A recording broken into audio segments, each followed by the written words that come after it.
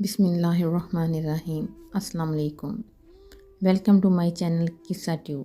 امید کرتی ہوں آپ سب خیریت سے ہوں گے اور آپ سب سے مدبانہ گزارش ہے کہ جن لوگوں نے ابھی تک میرے چینل کو سبسکرائب نہیں کیا وہ چینل کو سبسکرائب کریں اور بیل آئیکن کو پریس کرنا نہ بھولیں تاکہ میری آنے والی ہر ویڈیو آپ کو بر وقت مل سکے۔ بہن ناول کی طرف، عشق آتش۔ یہ ایک لازوال داستان ہے جو کبھی بھلائی نہیں جا سکتی۔ یہ داستان کسی کے عشق، کسی کی محبت، کسی کی بے پناہ دیوانگی پر مشتمل ہے۔ انسان خطا کا پتلا ہے، اس لیے پچھتانا اس کا مقدر ہے۔ جو کبھی نہیں پچھتاتے وہ یا تو بد نصیب ہیں جنہیں شعور کی وہ ذرا سی بھی گہرائی بھی نہیں میسر، یا پھر وہ خوش نصیب ہیں جنہیں توازن حاصل ہے۔ اور توازن قائم رکھنا آسان نہیں۔ اگر آسان ہوتا تو کوئی پل صراط سے نہ گزارا جاتا۔ اس خیال کو بیان کرنے کے لیے عشق کا سہارا لیا گیا ہے اس ناول میں کہ عشق حقیقی ہو یا مجازی، اچانک رونما ہونے والی تبدیلیوں سے مشروط ہے۔ اس سرکش جذبے کے پاؤں جہاں پڑ جائیں وہاں چیزوں کا اپنی جگہ سے سرکنا لازم ہے۔ اگر یوں نہ ہو تو جان لے وہ جذبہ عشق نہیں کچھ اور ہے، اور ہر شے کا اپنی جگہ سے ہٹ جانا قیامت کی نشانی ہے، کیونکہ جب ایک سسٹم میں موجود چیزیں اچانک اپنی جگہ چھوڑ دیں تو ٹکراؤ ہوگا۔ اس ناول عشق آتش کے کچھ کردار آپ کو توازن قائم رکھنے کی کوشش کرتے نظر آئیں گے۔ کچھ کردار ٹکراؤ کے نتیجے میں ریزہ ریزہ ہو کر بکھرتے ہوئے ملیں گے، اور کچھ کردار ایسے بھی ہوں گے جنہیں آخرکار پچھتاوے جگڑ لیں گے۔ کون کہتا ہے زندگی سمجھی اور سمجھائی نہیں جا سکتی، جبکہ مردہ جسموں سے بھرے قبرستان، قدرت کی یونیورسٹیز اور 2 گز زمین تلے دبا ہر شخص زندگی کا پروفیسر ہے۔ تو پھر ایسا کیوں ہوتا ہے کہ ہم پیدا ہوتے ہیں، مر جاتے ہیں، پر جی نہیں پاتے؟ ہم نے تو بس وقت کو جینا سیکھا ہے، زندگی کو تو ہم نے کبھی جیا نہیں۔ اور جب یہی وقت ہمارے پاس ختم ہو جاتا ہے تو سوچتے ہیں کہ ہم نے جو عمر بھر وقت کے کتابچے میں نفع و نقصان درج کرتے رہے ہیں وہ کون سا پیمانہ تھا جو اس ناپ تول کے کام آیا؟ اور کیا کوئی ایسا فارمولہ بھی ہے جو بتا سکے نفع فائدے کے سوا کچھ نہیں اور نقصان تو بس نقصان ہی دے سکتا ہے؟ جبکہ سچ تو یہ ہے کہ زندگی نفع دیتی ہی کب ہے، یہ تو سودا ہی گھاٹے کا ہے۔ ہم تو عدم میں بہت آرام سے تھے، پھر اس زندگی کے ہاتھوں وجود میں بدل کر اس متضاد دنیا میں آئے، یعنی آزمائش میں ڈالے گئے۔ اور آزمائش میں تو منافع کی امید ہوتی ہے نہ نقصان کی، مگر حیرت ہے پھر بھی ہم خسارے کی فہرست مرتب کرتے رہے۔ زندگی کو جو جیسا گزرنا تھا ویسے ہی گزر جاتی، کم از کم وقت رخصت یہ خلش تو نہ ہوتی۔ ہم نے جو نقصان کا کھاتا بند کر دیا ہوتا تو شاید زندگی کچھ سہل ہو جاتی، مگر ہم سمجھتے ہی نہیں، اور وقت ہے کہ ختم ہوتا جاتا ہے، کبھی دوسرے کا تو کبھی ہمارا۔ صدیوں سے یہی کھیل کھیلا جا رہا ہے۔ ہم آتے ہیں، سیدھے راستوں کو خود اپنے لیے پیچیدہ بناتے ہیں اور یہ کہتے گزر جاتے ہیں اب جو دیکھیں تو کوئی ایسی بات نہ تھی۔ یہ شب و روز، ماہ و سال کا پرپیچ سفر قدرے آسان بھی ہو سکتا تھا۔ ہم ذرا دھیان سے چلتے تو وہ گھر جس کے در و بام پہ ویرانی ہے، جس کی ہر طاق پہ رکھی ہوئی حیرانی ہے، جس کی ہر صبح میں شاموں کی پریشانی ہے، اس میں ہم چین سے آباد بھی ہو سکتے تھے۔ اب جو دیکھیں تو بہت صاف نظر آتے ہیں سارے منظر بھی، پس منظر بھی، لیکن اس دیر خیالی کا صلہ کیا ہوگا؟ وہ جو ہونا تھا ہو بھی چکا۔ لائنیں کٹتی رہیں لفظ بدلنے کے سبب، حاصل عمر یہی چند ادھورے خاکے، کوئی تصویر مکمل نہیں ہو پائی۔ ملیحہ فاروقی، 26 مئی 1977 میں بکے پکڑے اجنبی چہروں کے درمیان کسی شناسا چہرے کو ڈھونڈ رہی تھی کہ کسی نے اس کا نام پکارا، تانیہ۔ وہ مڑی اور آواز کی سمت دیکھ کر جوش سے ہاتھ ہلایا۔ فائزہ، دونوں نے ایک دوسرے کی سمت قدم بڑھا دیے اور قریب آنے پر گلے لگ گئیں۔ بائک انگیجمنٹ مبارک ہو، تانیہ نے الگ ہوتے ہوئے کہا۔ تھینکس، فائزہ نے مسکرا کر مبارکباد قبول کی۔ چلو تمہیں اپنی ہونے والی بھابھی سے ملواؤں۔ پھر تانیہ کا ہاتھ پکڑ کر اسٹیج پر چڑھ گئی۔ تانیہ نے فائزہ کے بھائی کو وش کر کے اس کے ساتھ بیٹھی سجی سنوری کچھ شرمائی سی لڑکی کو بکے پیش کیا۔ پھر چند جملوں کے تبادلے کے بعد فائزہ کے ساتھ ہی اسٹیج سے اتر گئی۔ تمہاری ممی نظر نہیں آ رہی، ابھی تو یہیں تھی، فائزہ نے ادھر ادھر نظریں دوڑاتے ہوئے کہا۔ پھر تانیہ کو لے کے آگے بڑھ گئی۔ سنو، تانیہ نے اسے مخاطب کیا جو چلتے چلتے رک کر مہمانوں سے حال احوال بھی دریافت کرتی جا رہی تھی۔ فائزہ نے اس کی طرف دیکھتے ہوئے کہا۔ وہ نہیں آیا؟ کون؟ کس کی بات کر رہی ہو؟ وہ مسکراہٹ دبا کر انجان بنتے ہوئے بولی۔ تمہارے کزن کی، تانیہ نے سنجیدگی سے کہا۔ فائزہ مستقل شرارت کے موڈ میں تھی۔ میرے تو سبھی کزن یہاں ہیں۔ فائزہ کی لاپرواہی عروج پر تھی۔ میں شایان کا پوچھ رہی ہوں، بالآخر تانیہ نے چڑ کر کہا۔ اچھا تو یوں کہو نا۔ اس کے اس طرح بولنے پر تانیہ نے اسے ہاتھ چاٹ دیا۔ مار کیوں رہی ہو؟ بس آتا ہی ہوگا، ویسے بھی اس کی پولیس ٹریننگ ہی ختم ہوئی ہے، ابھی پوسٹنگ کے آرڈر نہیں آئے، اور ایسے فارغ بندے کے لیے دعوت اڑانے سے اچھی کیا مصروفیت ہو سکتی ہے۔ بات کرتے ہی وہ پیچھے ہٹی، کہیں تانیہ شایان کی حماقت میں ایک اور تھپڑ نہ جاڑ دے۔ تانیہ نے اسے گورا، پھر کستر نظر انداز کرتے ہوئے پوچھا۔ ایک بات تو بتاؤ۔ پوچھو۔ صورتحال قابو میں دیکھ کر فائزہ اس کے برابر آ کھڑی ہوئی۔ شایان کس رشتے سے تمہارا کزن ہے؟ اصل میں میری ممی شایان کی مدر کی کزن ہے۔ اچھا؟ سر ہلاتے ہوئے تانیہ نے سامنے دیکھا۔ اس کی نظر ڈنر سوٹ میں ملبوس شایان کے دراز قدامت وجود پر پڑی۔ اس نے فائزہ کو پکڑ کر جھنجھوڑ دیا۔ شایان آ گیا ہے، شکر ہے، نہیں تو تم مجھے مار ڈالتی۔ بکو مت، تانیہ نے شایان کو دیکھتے ہوئے سیدھا ڈانٹا، اور شایان سیدھا انہی کی طرف آ رہا تھا۔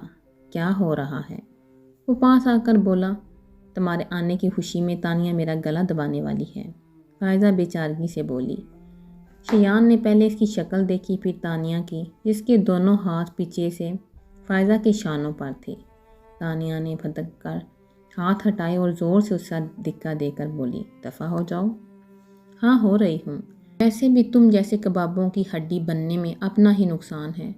اور ہاں، جاتے ہوئے وہ بولی، یہاں سے ہلنا مت، میں ممی کو لے کر آتی ہوں۔ وہ چلی گئی تو شایان نے مسکراہٹ دبا کر پوچھا، کیا تم واقعی اس کو مار رہی تھی؟ بیکار کی باتیں مت کرو، تانیہ برا منا کر بولی۔ تمہیں نہیں پتا اسے ایکٹنگ کرنے کا کتنا شوق ہے۔ تانیہ کچھ پل کی خاموشی کے بعد شایان نے اسے پکارا تو سر اٹھا کر دیکھنے لگی۔ ایک بات کہوں؟ کہو۔ شولڈر کٹ بالوں کو چہرے سے ہٹا کر وہ سنجیدگی سے اس کی طرف متوجہ ہو کر بولی، تو وہ دھیرے سے مسکرا کر بولا، پہلی بار تمہیں یوں سجے سنورے روپ میں دیکھ کر بہت اچھا لگا۔ وہ پزل ہوگی، واقعی وہ ہمیشہ بہت سادہ سے حلیے میں رہا کرتی تھی، اپنی طرف سے حاصل لاپرواہ، لیکن آج خلاف معمول ہلکی امبرائڈری کے شیفون کے شلوار قمیض میں دوپٹہ کندھوں پر ڈالے ہلکے میک اپ کے ساتھ میچنگ جولری پہنے کافی مختلف لگ رہی تھی۔ اور تو اور آج بال بھی بینڈ کی قید سے آزاد شانوں پر لہرا رہے تھے۔ شایان کے اس قدر ڈائریکٹ جملے پر حالانہ وہ بس ایک پل کو ہی گڑبڑائی تھی، پھر محسوس سی ہنس کر تانیہ نے ہفکی سے اس کی سمت دیکھا۔ کیا یہی کہنا تھا؟ وہ فوراً بولی، نہیں، کہنا تو کچھ اور ہے، پر سوچا تمہاری تھوڑی سی تعریف کر دوں۔ سنا ہے لڑکیوں کو اپنی تعریف سن کر بہت اچھا لگتا ہے، پھر ان سے جو کہا جائے وہ فوراً مان جاتی ہیں۔ تم کیا منوانا چاہتے ہو؟ شایان کی بات سے قیاس لگا کر اس نے ابرو اچکا کر بولا۔ کچھ بھی کہنے سے پہلے وہ کچھ پل چپ رہا، جیسے الفاظ ترتیب دے رہا ہو، پھر دھیرے دھیرے بولنے لگا۔ تانیہ، میں نہیں جانتا میں نے کب اس طرح سے سوچنا شروع کیا، مگر یہ بات میرے دل میں بہت عرصے سے تھی، بس کبھی کچھ کہا نہیں، سوچا مناسب وقت آنے پر تم سے کہوں گا۔ کچھ لمحے خاموشی سے سرک گئے، وقت پتہ نہیں مناسب ہے یا نہیں، مگر اب اور انتظار نہیں کر سکتا۔ اپنی بات کے آخر میں اس نے تانیہ کی طرف دیکھا جو اسے ہی دیکھ رہی تھی۔ شایان کا غمگین لہجہ، سحرزدہ الفاظ اور آنکھوں کا ولہانہ پن۔ تانیہ کو لگا شاید آج وہ سب کہہ دے گا جسے سننے کی خواہش 3 سال سے اس کے دل میں تھی۔ تانیہ، میں تم سے ایکسکیوز می پلیز۔ فائزہ کی تیز آواز سے طلسم ٹوٹ گیا۔ وہ دونوں چونک کر اس کی طرف مڑے جو قدرے بھاری جسامت والے مگر گریسفل مرد کا ہاتھ پکڑے ان کی طرف آتی دور سے ہی چلائی تھی۔ ممی تو بزی ہیں مگر دیکھو میں پاپا کو لے آئی ہوں۔ وہ بولتے ہوئے ان کے پاس آ رکی، پھر تعارف کروانے لگی۔ تانیہ، ان سے ملو، یہ میرے پاپا ہیں۔ پھر تانیہ کی طرف اشارہ کرتے ہوئے کہا، اور پاپا، یہ میری best friend Tania Farooqui, businessman Noor Alhuda Farooqui کی بیٹی۔ ہم دونوں MBA کلاسز میں ساتھ ساتھ تھے۔ فائزہ کی بات پر وہ بری طرح چونکی۔ تم نور الہدیٰ کی بیٹی ہو؟ جی، نور الہدیٰ فاروقی ایک مشہور شخصیت تھے۔ اکثر تانیہ کے بتانے پر ان کے حوالے پر لوگ چونک کر یہ سوال کرتے تھے، اس لیے تانیہ نے کچھ خاص نوٹس نہیں لیا۔ کیا آپ میرے پاپا کو جانتے ہیں؟ انہیں کون نہیں جانتا؟ اب وہ سنبھل کر بول رہے تھے۔ لاسٹ ویک بزنس میگزین میں ان کا انٹرویو چھپا تھا، کمال کا تھا۔ وہ بہت سے لوگوں کے لیے انسپائریشن ہیں۔ اینی وے، MBA تو کمپلیٹ ہو گیا ہے، اب کیا کر رہی ہو؟ اپنے پاپا کی تعریف پر اسے فطری طور پر خوشی ہو رہی تھی۔ ان کی بات کے جواب میں وہ مسکرا کر بولی، پاپا کو آفس جوائن کر لیا ہے۔ گڈ۔ وہ خوش دلی سے بولے، اوکے بیٹا، مجھے کچھ اور مہمانوں کو بھی وقت دینا ہے، تم لوگ کرو گپ شپ۔ وہ ناقابل فہم انداز میں مسکراتے ہوئے چلے گئی۔ تانیہ کو یکدم سے شایان کا خیال آیا۔ وہ پلٹی مگر وہاں کوئی نہیں تھا۔ اس نے تیزی سے نظریں دوڑائیں مگر شایان کہیں نظر نہ آیا۔ کیا بات ہے؟ فائزہ اسے کچھ ڈھونڈتے پا کر پوچھا۔ شایان ابھی تو یہیں تھا، کہاں چلا گیا؟ ارے ہاں، یہ اچانک کہاں سے غائب ہو گیا؟ تانیہ اس کی بات کو انسنی کرتے ہوئے شایان کی تلاش میں گیٹ تک آئی تو اس نے شایان کو ہال سے باہر جاتے دیکھا۔ شایان، بات سنو، وہ بے ساختہ پکاری مگر شایان نے جیسے سنا ہی نہ ہو۔ وہ باہر نکلتا چلا گیا۔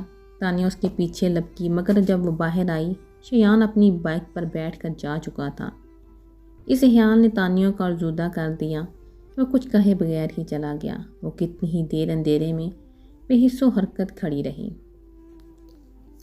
وہ کب سے شایان کے موبائل پر کال کرنے کی کوشش کر رہی تھی مگر دوسری طرف بند تھا۔ آ جاؤ۔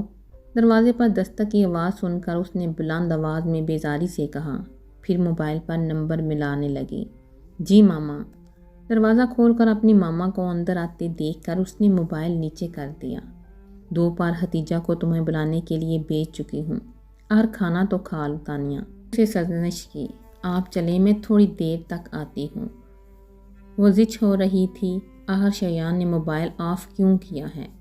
جب سے آفس سے آئی ہو فون سے چپک کر بیٹھی ہو، اور کس کو فون کر رہی ہو؟ ایک دوست کو، جس ایڈیٹ نے پرسوں سے اپنا موبائل بند رکھا ہوا ہے، اور میں اس سے بڑی ایڈیٹ ہوں جو بار بار اس کا نمبر ٹرائی کر رہی ہوں۔ موبائل سے نمبر ہٹائے بغیر تانیہ نے کہا دوبارہ نمبر ڈائل کرنے لگی تو ماما نے آگے بڑھ کر موبائل اس کے ہاتھ سے لے کر سائڈ ٹیبل پر رکھ دیا۔ فون بعد میں بھی ہو سکتا ہے، اب چلو، تمہارے پاپا انتظار کر رہے ہیں۔ پاپا آ گئے؟ وہ گود میں رکھا تکیہ بیڈ پر رکھ کر اٹھ گئی۔ ہاں، اور تم 5 منٹ میں نیچے آ جاؤ ورنہ میں تمہارے پاپا کو بھیجتی ہوں۔ وہ دھمکی آمیز لہجے میں کہہ کر کمرے سے چلی گئی تو تانیہ نے فٹافٹ منہ ہاتھ دھویا، بال کلپ میں جگڑ کر نیچے ڈائننگ روم میں آ گئی اور کرسی گھسیٹ کر بیٹھتے ہوئے نور الہدیٰ سے کہا، کیا بات ہے پاپا، آج آپ 9 بجے ہی گھر پر نظر آ رہے ہیں؟ بس بیٹا، گھڑی نے دھوکہ دے دیا، ورنہ میں تو 12 بجنے کے بعد ہی گھر آیا تھا۔ شاید اٹک گئی ہے۔ تانیہ کے شرارتی انداز میں پوچھنے پر وہ سنجیدگی سے بولتے ہوئے آخر میں یوں ہی انگلی سے کلائی پر بندھی گھڑی کو ٹھونکنے لگے جیسے گھڑی واقعی اٹک گئی ہو۔ ٹیبل پر اپنی نگرانی میں کھانا لگواتی مریم فاروقی نے ان کی بات تو ان کے مذاق کو سمجھ کر ہفکی سے بولی، کیوں 12 بجے سے پہلے گھر آنے پر پابندی ہے؟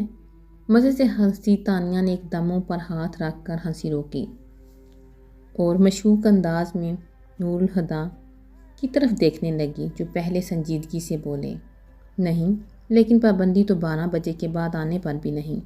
تانیہ کی ہنسی چھوٹ گئی تو مریم نے سلگ کر زور سے بولی، بہادر، پانی اب تک ٹیبل پر نہیں پہنچا۔ تانیہ نے ان کے غصے کو محسوس کر کے کہا، بس پاپا، اب خیریت اسی میں ہے کہ چپ کر کے کھانا کھا لیں، ورنہ آپ کو ماما سے زبردست ڈانٹ پڑ سکتی ہے۔ مشورہ تو بہت اچھا ہے تانیہ، پر بات یہ ہے تمہاری ماما کو مجھے ڈانٹنا پسند ہے اور مجھے ان سے ڈانٹ سننا۔ نور الہدیٰ، کھانا ٹھنڈا ہو رہا ہے۔ ان کے تنبیہی انداز میں ٹوکنے پر انہوں نے بڑی فرما برداری سے سامنے رکھی پلیٹ میں سالن ڈالا اور چپاتیوں کے لیے ہاتھ بڑھایا۔ تمہارے صاحبزادے نظر نہیں آ رہے، کہاں ہیں؟ وہاں۔ انہوں نے سامنے رکھے ٹی وی کی طرف اشارہ کیا جس پر Pakistan India cricket match live telecast ہو رہا تھا۔ نور الہدیٰ اور تانیہ نے ایک ساتھ ٹی وی کی طرف دیکھا اور تانیہ حیرت سے بولی، ٹی وی میں؟ ٹی وی میں نہیں، اسٹیڈیم میں، دوستوں کے ساتھ میچ دیکھنے گئے ہیں۔ جواب دے کر وہ تانیہ کی پلیٹ میں سالن نکالنے لگی جس کی پلیٹ اب تک خالی تھی۔ دادا جان بھی ساتھ گئے ہیں؟ تانیہ نے پوچھا۔ وہ اپنے کمرے میں ہیں، آج پھر ڈپریشن کا دورہ پڑا ہے، صبح سے دروازہ بند کر کے بیٹھے ہیں، کتنی بار ان کا دروازہ بجا چکی ہوں مگر وہ کوئی جواب ہی نہیں دے رہے۔ دادا جان کی اس طرز عمل کے سبھی عادی تھے، اب تو ان کو کوئی کنوینس بھی نہیں کرتا تھا۔ مریم نے بنا کسی تشویش کے اطلاع دی اور اپنی پلیٹ میں کھانا نکال کر کھانے لگیں۔ نور الہدیٰ نے بھی کسی تاثر کے بغیر کھانا کھا رہے تھے، لیکن تانیہ نے سامنے رکھے کھانے کو ہاتھ بھی نہیں لگایا۔ پتہ نہیں دادا جان کو ایک دم سے کیا ہو جاتا ہے، کیوں خود کو کمرے میں بند کر لیتے ہیں، پھر اگلے کئی دنوں تک انہیں کسی چیز کا ہوش نہیں رہتا۔ پاپا، آپ کو پتہ ہے دادا جان ایسا کیوں کرتے ہیں؟ افسردگی سے خود کلامی کرتے ہوئے آہر کر نور الہدیٰ سے پوچھنے لگی۔ کھانا کھاتے وقت ایک پل کو نور الہدیٰ کا ہاتھ رکا، پھر وہ تلخی سے بولے، ہوگے عمر رفتہ کے کچھ زخم جو بے کل کرتے ہوں گے۔ اس عمر میں یوں بھی آدمی کے پاس پچھتانے کے لیے بہت کچھ ہوتا ہے۔ تانیہ کو ان کا انداز اور ان کی بات دونوں ہی ناگوار گزرے۔ وہ اپنی جگہ سے اٹھ کھڑی ہوئی، میں دادا جان کو لے کر آتی ہوں، انہوں نے صبح سے کچھ نہیں کھایا ہوگا۔ وہ پھر کسی کی طرف دیکھے بغیر وہاں سے چلی گئی۔ لاؤنج میں دائیں بائیں دونوں جانب سیڑھیاں تھیں۔ دائیں طرف کی سیڑھیاں اوپر منزل کی طرف کوریڈور سے جڑی ہوئی تھیں، جبکہ بائیں جانب کی سیڑھیاں بیسمنٹ میں جاتی تھیں جہاں اسٹڈی سے ملحق کشیدہ لائبریری تھی۔ بیسمنٹ کی انہی سیڑھیوں سے ایک جانب اظہر فاروقی کا کمرہ تھا۔ تانیہ کی کئی بار دستک کے باوجود اندر سے کوئی جواب نہ آیا۔ دروازہ کھولیے دادا جان، مگر اندر ہنوز خاموشی کا راج تھا۔ میں آپ کو لینے آئی ہوں، لیے بغیر نہیں جاؤں گی۔ اندر سے کوئی جواب نہ آیا۔ ٹھیک ہے، آپ کو دروازہ نہیں کھولنا تو نہ کھولیں، میں بھی یہیں دروازے کے پاس ہی بیٹھی رہوں گی۔ پھر وہ سچ مچ دروازے کے پاس ٹیک لگا کے بیٹھ گئی۔ اگلے کچھ اور پلوں کی خاموشی کے بعد ہلکی سی کلک کی آواز کے ساتھ دروازہ کھل گیا۔ تانیہ نے سر اٹھا کر دیکھا تو اظہر فاروقی ذرا سا دروازہ کھول کر چہرہ باہر نکالے اسے دیکھ رہے تھے۔ اندر آ جاؤ، اتنا کہہ کر وہ دروازہ کھلا چھوڑ کر واپس مڑ گئے۔ تانیہ اٹھی اور اندر کمرے میں چلی گئی۔ بیٹھو، انہوں نے تانیہ سے بیٹھنے کو کہا تو تانیہ کو محسوس ہوا جیسے ان کی آواز نم ہے۔ ان کے چہرے پر بھی آنسوؤں کے نشان تھے، آنکھیں جھکا رکھی تھیں۔ پھر تانیہ کو اندازہ ہوا کہ وہ سرخ ہو رہی ہیں۔ ہر بار کی قید تنہائی کے بعد ان کی حالت ایسے ہی ہوا کرتی تھی۔ پھر تانیہ کو عجیب لگا، وہ ریٹائرڈ کرنل تھے، وہ ان کی باروب شخصیت سے جاں پسندی ٹپکتی تھی۔ 77 برس کی عمر میں بھی ان کی صحت قابل رشک تھی۔ کچھ سالوں سے بلڈ پریشر کے مسئلے کے سوا ان کو کوئی پریشانی نہیں تھی۔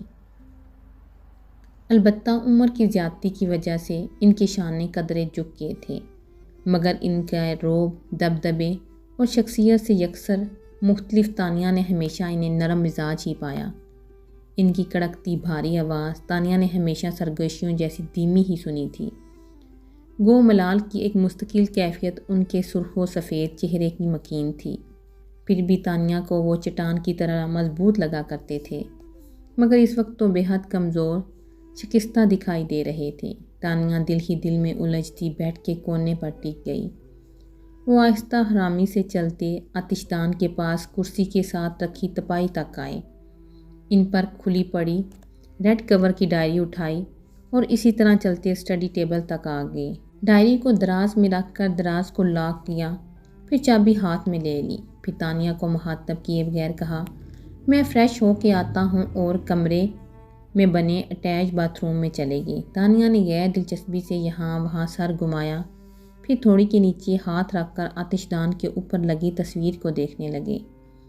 کچھ ہی دیر پر بعد اصغر فاروقی باتھ روم کا دروازہ کھول کر کمرے میں آ گئے۔ آؤ چلیں، انہوں نے کہا۔ تانیہ فوراً اٹھ کھڑی ہوئی، ساتھ ساتھ دونوں کو ڈائننگ روم کے دروازے سے آتا دیکھ کر نور الہدیٰ کا منہ کی طرف جاتا ہاتھ وہیں رک گیا۔ انہوں نے نوالہ پلیٹ میں رکھا اور عجیب سی نظروں سے اصغر فاروقی کو دیکھنے لگے۔ کرسی کھینچ کر انہیں اٹھاتے ہوئے تانیہ نے اپنے پاپا کو دیکھا تو ٹھٹک گئی۔ دوسری طرف نور الہدیٰ نے اس کی نگاہوں کو محسوس کر کے آنکھیں جھکاتے ہوئے پلیٹ سے نوالہ اٹھا کر منہ میں رکھا، مگر اسے نگلنے کے لیے انہیں پانی کا سہارا لینا پڑا۔ تانیہ قصداً انہیں نظر انداز کر کے خود بھی بیٹھ گئی۔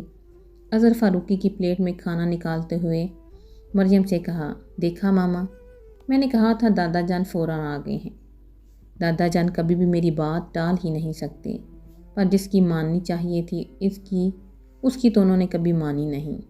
نور الہدیٰ کے لہجے کی ترشی کو دونوں ماں بیٹی نے محسوس کیا، مگر اس گھر کے غیر اعلانیہ قوانین میں ایک قانون یہ بھی تھا، ان باپ بیٹے کے معاملے میں کوئی کبھی نہیں بولے گا۔ سو وہ دونوں خاموش رہیں، مگر دادا جان کے ہاتھ میں پکڑا پانی کا گلاس جھلک پڑا تھا۔ تانیہ نے فوراً ان کے ہاتھ پہ ہاتھ رکھا اور ان کا گلاس ان کے ہونٹوں سے لگا دیا۔ پانی کا گھونٹ بھرتے ہوئے اصغر فاروقی کی آنکھیں پھر نم ہو گئی تھیں۔ کھانے کے بعد وہ اپنے کمرے میں سونے کے لیے آئی تو موبائل دیکھ کر اسے شیان کا خیال آیا۔ بیڈ پر نیم دراز ہوتے ہوئے اس نے شیان کو فون کیا، مگر اس کا سیل فون حسب سابق بند تھا۔ بس بہت ہو گیا، اب دوبارہ ٹرائی نہیں کروں گی۔ اس نے موبائل تکیے پر پٹھا اور دب سے لیٹ گئی۔ پر صبح سب کچھ بلائے وہ پھر شیان کا نمبر ٹرائی کرتی رہی۔ فائزہ پلیز، میں پریشان ہو گئی ہوں۔ پہلے تو اس نے فون بند کر رکھا تھا، اب کال تو جاتی ہے مگر وہ فون نہیں اٹھا رہا۔ ایک تو تانیہ تم نہ ذرا سی بات پر پریشان ہو جاتی ہو، یہ ذرا سی بات ہے؟ وہ بڑک گئی۔ پچھلے 2 ہفتوں سے پاگلوں کی طرح اسے کال ملا رہی ہوں اور وہ جناب فون ہی نہیں اٹھا رہے۔ بھئی ہو سکتا ہے وہ بیزی ہو۔ فائزہ نے اسے ٹھنڈا کرنا چاہا مگر وہ کھدک گئی۔ بیٹھے بٹائے ASP صاحب نے ایسی کیا مصروفیات ایجاد کر لیں جو فون نہیں اٹھا سکتے؟ آپ کی فائزہ بیزی چھو کر بولی، اوہ تمہاری سوئی ابھی تک ایک ہی جگہ پر اٹکی ہوئی ہے۔ اب فون رکھو، میرے باس سارا کام چھوڑ کر مجھے اپنی الو جیسی آنکھوں سے گور رہا ہے۔ نوکری سے نکلواؤ گی؟ زیادہ اوور ایکٹنگ کی ضرورت نہیں، میں ابھی آفس میں ہی بیٹھی ہوں۔ وہ آفس تمہارے پاپا کا ہے، جبکہ میرا باس میرے چاچا بننے کو بھی تیار نہیں۔ اچھا ٹھیک ہے، تم مجھے شیان کے گھر کا نمبر دو، پھر میں فون رکھتی ہوں۔ گھر کا نمبر کیوں؟ تانیہ نے بے اختیار دانت پیس کر کہا۔ ویسے جلدی کی رٹ لگا رہی ہے، مگر کیوں کس لیے بھی پوچھنا ضروری ہے۔ پھر کچھ نارمل لہجے میں کہا، دیکھو موبائل پر تو کال ریسیو کر نہیں رہا، گھر کا فون کون اٹھائے گا؟ ہاں مگر میرے پاس اس کے گھر کا نمبر نہیں ہے۔ وٹ؟ وہ دہاڑی، شیان تمہارا کزن ہے اور تمہارے پاس اس کے گھر کا نمبر نہیں ہے؟ مگر وہ پرانے والا ہے، نیا مجھے یاد نہیں، ممی کی ڈائری میں لکھا ہوگا۔ ٹھیک ہے، گھر پہنچتے ہی مجھے فون کرنا۔ کروں گی، اور آپ فون رکھ دو، بائے۔ کہنے کے ساتھ ہی اس نے لائن کاٹ دی تو تانیہ نے بھی فون رکھ کر ویکسینیشن اسٹیٹمنٹ پر نظر ڈالی، جسے وہ فون کرنے سے پہلے چیک کر رہی تھی۔ تبھی کسی نے اس کے آفس کے دروازے پر دستک دی۔ کم ان، اس نے سر اٹھائے بغیر کہا۔ کوئی دروازہ کھول کر آفس میں آیا اور اپنے پیچھے دروازہ بند کر کے وہ تانیہ کے متوجہ ہونے کا انتظار کرنے لگا۔ تانیہ نے کسی کی آمد کو محسوس کیا، پھر جب کوئی آواز نہ آئی تو اس نے دروازے کی طرف دیکھا۔ 17-18 سال کا صاف رنگت والا لمبا مگر دبلا لڑکا، گرے رنگ کی پینٹ پر اسی رنگ کی شرٹ پہنے، بازو سینے پر لپیٹے، زیر لب مسکراتے اسے ہی دیکھ رہا تھا۔ تانیہ کو اپنی طرف متوجہ دیکھ کر وہ لمبے لمبے ڈگ برتا اس کی طرف آ گیا، پھر ایک ہاتھ ٹیبل پر رکھ کر جھکتے ہوا بولا، آپ کو اب بھی اور اسی وقت ہمارے ساتھ چلنا ہوگا۔ اس کی بات سن کر تانیہ دلچسپی سے مسکرائی اور ایک ہاتھ تھوڑی کے نیچے رکھ کر وہ ٹیبل پر آگے ہوئی اور اسی کے انداز میں بولی، اور اگر میں نہ جاؤں تو میں آپ کو زبردستی کندھوں پر اٹھا کر لے جاؤں گا۔ واقعی؟ تانیہ نے مرعوب ہوتے ہوئے بغیر اطمینان سے بولی، آزما لیں۔ ادھر اس کے اطمینان میں کوئی فرق نہیں آیا تو ٹھیک ہے۔ تانیہ نے اپنی سیٹ پر پیچھے ہوتے ہوئے مسکراہٹ دبا لی، اٹھا کر لے جاؤ۔ اب اس کے چہرے سے مسکراہٹ غائب ہو چکی تھی۔ وہ تانیہ کو گھورتا ہوا پھر سر جھٹک کر سیدھا ہوا اور دروازے کی طرف منہ کر کے زور سے بولا، نمبر 2۔ ابھی اس کی آواز کے بعد کشت باقی تھی کہ دروازہ کھلا اور اسی کی عمر اور اسی جیسے حلیے والا قدرے سانولی رنگت کا اس کا ہم شکل کارپٹ پر لڑک گیا۔ فرش پر پڑے لڑکے نے اپنے گوگلز کارپٹ سے اٹھائے اور گھٹنوں پر سے پینٹ جھاڑ کر اٹھ کھڑا ہوا۔ امیر کے بچے، تمہیں کتنی دفعہ منع کیا ہے، مجھے نمبر 2 نہ کہا کرو۔ امیر آنکھیں پھاڑے کسی بت کی طرح ایک ہی سمت دیکھے جا رہا تھا۔ اب یہ اسٹیچو کیوں بنے کھڑے ہو؟ اس نے ٹوکا، پھر خود ہی مڑ کر دیکھا تو فوراً یہ اپنے فرش نشین ہونے کی وجہ سمجھ آ گئی۔ مارے گے، ایک دم اس کے منہ سے نکلا۔ امیر نے پیچھے سے اس کے کندھے پر ہاتھ رکھا۔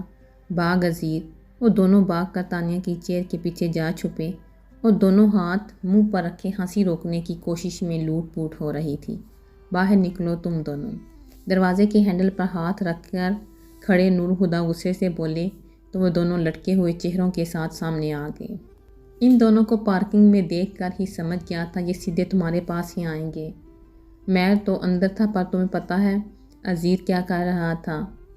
یہ صاحبزادے گھٹنوں کے بال بیٹھے ہول سے تمہارے کمرے میں جھانک رہے تھے۔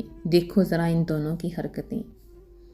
ہر چند کے تانیہ کو معلوم تھا کہ ان کا غصہ مصنوعی ہے، پر اپنے بھائیوں کے اترے چہرے دیکھ کر کہا، جانے دینا پاپا، بچے ہیں۔ مگر بیٹوں کی ردی ہوئی حالت انہیں اتنا محظوظ کر رہی تھی کہ وہ مزید کھنچائی کرنے کے انداز میں بولے، پہلے پوچھو ان دونوں سے یہ کیا کارنامہ کرنے آئے تھے؟ عزیر جلدی سے بولا، ہم کارنامہ کرنے نہیں آئے پاپا، ہم تو آپی سے ملنے آئے تھے۔ صبح ناشتے پر بھی ان سے ملاقات نہیں ہوئی، ان کے لیے دل بے چین تھا۔ پھر کالج سے واپس آ کر ہم نے سوچا آپی سے آفس جا کر مل لیتے ہیں۔ بولو نا عمیر۔ اعلیٰ پائے کی بکواس ایکٹنگ کرتے ہوئے اس نے امیر سے مدد مانگی، جو فوراً ہی مل گئی۔ بالکل پاپا، یہ 2 نمبر ٹھیک کہہ رہا ہے۔ تم نے مجھے پھر 2 نمبر کہا۔ عزیر سب چھوڑ کے اس کے پیچھے پڑ گیا۔ تم مجھ سے 15 منٹ چھوٹے ہو تو ہوئے نا 2 نمبر؟ ہاں۔ عزیر کی ہاں اس قدر مدبرانہ تھی جیسے یہ بات آج ہی اس کے علم میں آئی ہو۔ تم دونوں پھر سے شروع ہو گے۔ نور ہدا نے انہیں ٹوکتے ہوئے تانیہ کی طرف مڑے۔ یہ دونوں اگر 5 منٹ اور آفس میں رہے تو بھنجال آ جائے گا اور تمہیں لیے بغیر یہ ٹکیں گے نہیں، اس لیے تم ان دونوں کے ساتھ جاؤ، تمہارا کام طارق دیکھ لے گا۔ اوکے، تانیہ سر ہلا کر بولی۔ میں جلدی سے آگے ہوا، ہم صرف آپی کو لینے نہیں آئے، آپ بھی ہمارے ساتھ چلیں گے۔ وہ پلٹنے لگے تو رک کر پوچھا، خیریت؟ دادا جان کا برتھ ڈے ہے اور آپ ہمیشہ بھول جاتے ہیں، تو ہم نے سوچا اس بار آپ کو ہم خود لینے آ جاتے ہیں۔ چلیں۔ عزیر بولتے ہوئے پاس آ کر ان کا بازو تھام کر بولا، سوری بیٹا، میں اس بار بھی نہیں آ پاؤں گا۔ ایک پل ان کے چہرے کے اعصاب تن گئے۔ عمیر کو بہت برا لگا۔ کیوں؟ میری فارن ڈیلیگیشن کے ساتھ میٹنگ ہے، میں کیسے آ سکتا ہوں؟ عزیر بچوں کی طرح منہ پھلا کر بولا، میٹنگ کینسل کر دیں۔ انہوں نے بچوں کی طرح عزیر کو سمجھایا، سمجھا کرو بیٹا، میٹنگ کینسل نہیں ہو سکتی۔ تو پھر آج کے دن آپ نے میٹنگ رکھی ہی کیوں، جبکہ آپ کو پتہ تھا کہ 29 نومبر کو دادا جان کا برتھ ڈے ہوتا ہے اور ہم سب مناتے بھی ہیں؟ اس سے پہلے کہ نور الہدا اسے بہلانے کو کچھ اور بولتے، تانیہ نے کہا، جانے دو عزیر، پاپا نہیں مانیں گے، میٹنگ واقعی بہت اہم ہے۔ نور الہدا نے اس کی بات پر چونک کر اسے دیکھا۔ وہ جانتے تھے کہ تانیہ جانتی ہے کہ جس فارن ڈیلیگیشن کی بات کر رہے ہیں وہ کل دوپہر کو واپس جا چکا ہے اور اسی بات نے انہیں چونکایا تھا۔ پھر انہوں نے تانیہ کا چہرہ دیکھا تو سمجھ گئے کہ اس نے جو کچھ بھی کہا ان کا برہم رکھنے کے لیے نہیں، بلکہ وہ ان پر جتا رہی تھی اور وہ شرمندہ ہو گئیں۔ ایسے پہلی بار ہوا تھا۔ تانیہ نے اشارے سے عزیر اور عمیر کو چلنے کے لیے کہا اور خود چھوٹے چھوٹے قدم اٹھاتی نور الہدیٰ کے سامنے جا رکی۔ آپ دادا جان کا برتھ ڈے کبھی نہیں بھولتے، ہے نا پاپا؟ انہوں نے بس اسے دیکھا اور چپ چاپ وہاں سے چلے گئے۔